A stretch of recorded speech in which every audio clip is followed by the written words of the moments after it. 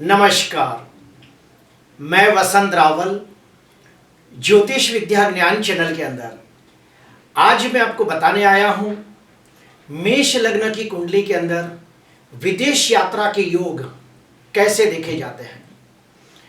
मेष लग्न की कुंडली के अंदर आज मैं आपको 11 प्रकार के अलग अलग नियम बताने आया हूं और इन नियमों के आधार पर हम लोग ये सुनिश्चित करते हैं कि व्यक्ति के विदेश यात्रा के योग कितने प्रबल है।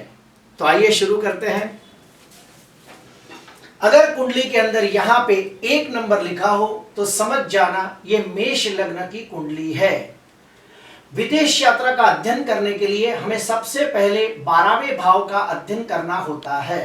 तो आइए शुरू करते हैं। पहला नियम, लग्नाधिपति मंगल 12वें भाव में बैठा हो या फिर 12वें भाव का स्वामी गुरु प्रथम भाव के अंदर दिग्बली होकर बैठा हो या फिर पहले और 12वें भाव के स्वामी आपस में एक दूसरे के घर में बैठ के परिवर्तन योग बनाते हो, तो ऐसे व्यक्ति को निश्चित तौर पे विदेश यात्रा के योग बनते हैं और व्यक्ति विदेश जाकर बहुत मेहनत करके धन कमाता है और वहां पे स्थायी जीवन व्यतीत करता है। दूसरा नियम, चौथे भाव का स्वामी चंद्र 12वें भाव में बैठा हो या फिर 12वें भाव का स्वामी गुरु चौथे भाव के अंदर उच्च राशि में बलवान होकर हंस योग नामक पंच महापुरुष राजयोग बनाता हो या फिर 12वें भाव का स्वामी गुरु चतुर्थ भाव के अंदर चंद्र के साथ युति करके गज के श्री योग नामक राजयोग बनाता हो या फिर चौथे और 12वें भाव के स्वामी आपस में एक दूसरे के घर में बैठकर परिवर्तन योग बनाते हो, तो भी ऐसे व्यक्ति को निश्चित तौर पे विदेश यात्रा के योग बनते हैं और ऐसा व्यक्ति विदेश में जाकर खूब मेहनत करके धन कमाता है और वहां पे जाके उत्तम कक्षा का मकान सुख, वाहन सुख, प्रॉपर्टी का सुख भी प्राप्त करता है और स्थायी जीवन व्यतीत करता है। तीसरा नियम, भाग्याधिपति गुरु और कर्माधिपति शनि ये दोनों ग्रहों की शुभ युति अगर 12वें भाव में होती हो तो ऐसा व्यक्ति विदेश में जाकर नौकरी करके बहुत धन कमाता है और विदेश जाने से उसका भाग्योदय होता है। क्यों?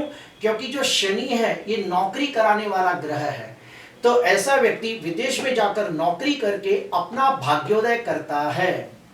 चौथा नियम, लग्नाधिपति मंगल और भाग्याधिपति गुरु ये दोनों ग्रहों की शुभ युति अगर भाग्य स्थान में होती हो तो भी सोने पे सुहागा जैसा फल मिलता है और ऐसा व्यक्ति विदेश में जाकर खूब मेहनत करके वहां पे स्थायी जीवन व्यतीत करता है और ऐसे व्यक्ति को विदेश जाने से भाग्योदय होता है और वहां पे बहुत सुख समृद्धि पूर्वक अपना जीवन व्यतीत करता है।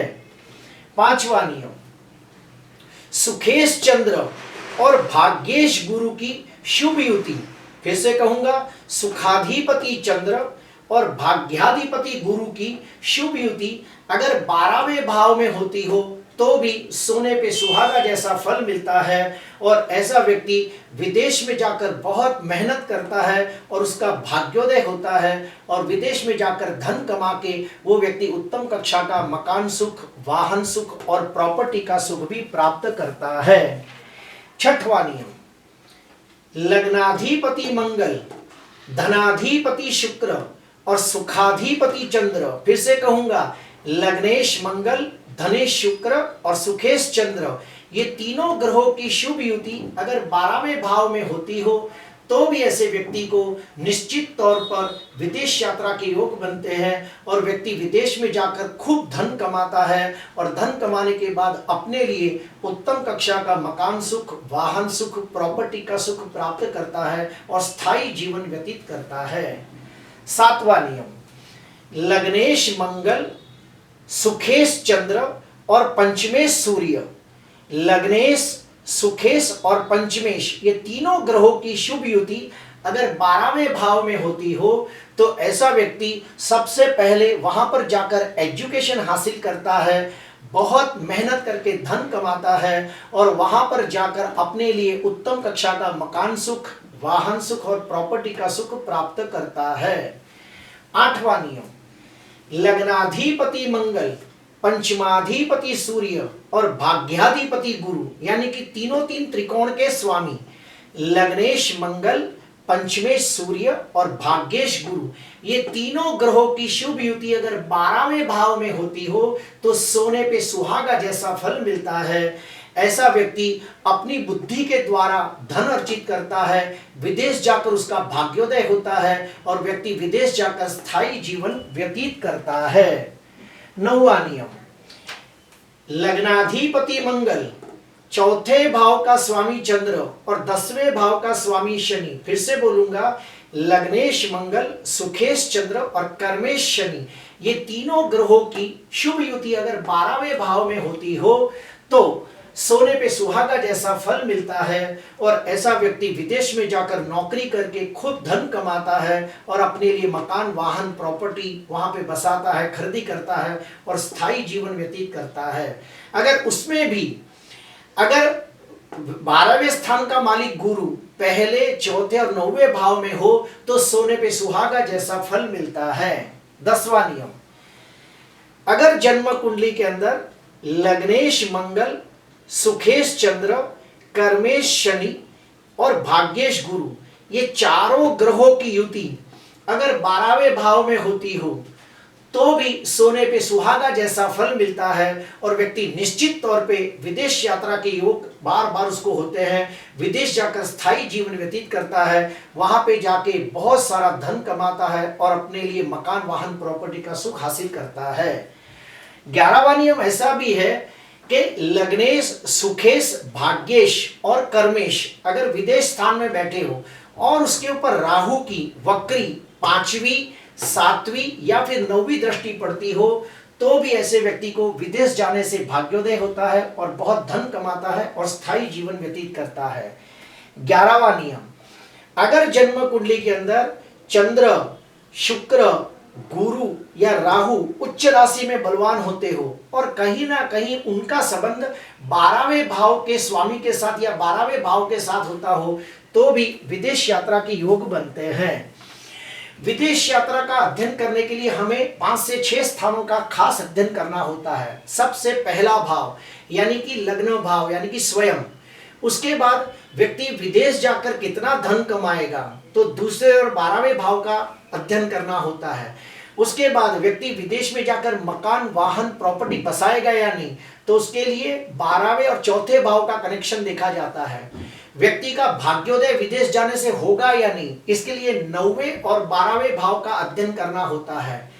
और अगर व्यक्ति विदेश जाकर डिग्री हासिल करे या मास्टर डिग्री हासिल करे तो 5वें और 9वें भाव का संबंध 12वें भाव से देखा जाता है।